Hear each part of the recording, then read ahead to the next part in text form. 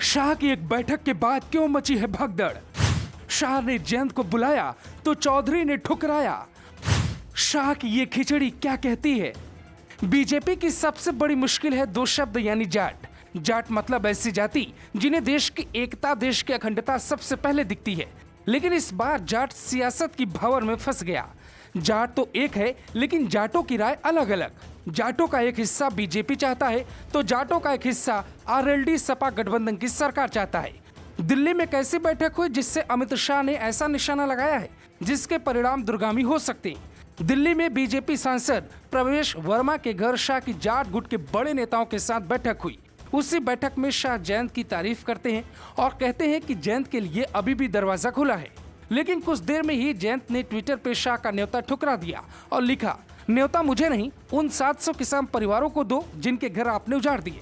लेकिन सियासत के जानकार मानते हैं कि अमित शाह गठबंधन के लिए न्योता देकर जाटों में ये संदेश देना चाहते हैं कि बीजेपी ने उनके लिए क्या किया है। बीजेपी राष्ट्रहित की बात सबसे पहले करती है और जाट भी राष्ट्रहित से समझौता नहीं करते।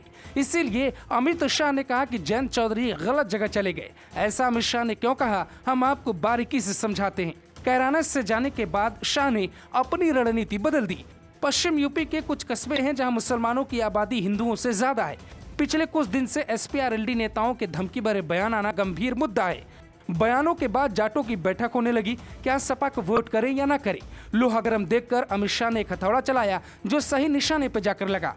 10 फरवरी को चुनाव है, 15 दिन चुनाव में बाकी है, तो जाहिर है गठबंधन बीजेपी से नहीं होगा।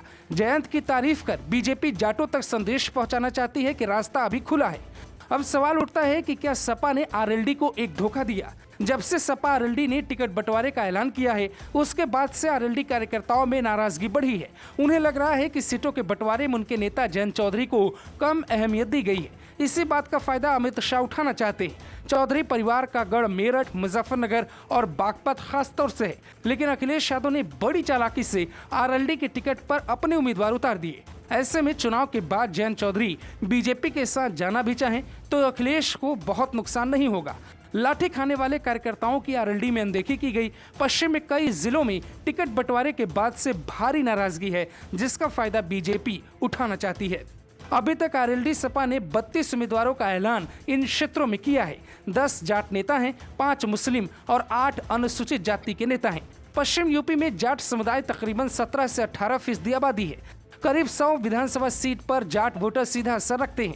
इसमें 40 से 50 सीट ऐसी है जहां वो निर्णायक भूमिका में रहते हैं। फिलहाल बीजेपी के पास 3 जाट सांसद हैं और 14 जाट विधायक हैं। हालांकि इस बार बीजेपी ने और कदम आगे बढ़ाने की कोशिश की और अब तक 17 जाट नेताओं को टिकट दे दिया है। अमित शाह फिलहाल जयंत चौधरी और अखिलेश यादव की दोस्ती में एक मौका तलाश रहे हैं। सीट बंटवारे के बाद सपा आरएलडी के समर्थकों में भारी विरोध है। जाटों को लगता है मुस्लिम नेताओं को तवज्जो दी गई और यही अमित शाह मौका तलाश रहे हैं जहां वो जयंत की तारीफ कर जाटों के बीच ये चर्चा छेड़ना चाहते हैं कि जयंत के लिए बीजेपी के रास्ते अभी भी और कभी भी खुले रहेंगे। Bureau report, global Bharat TV.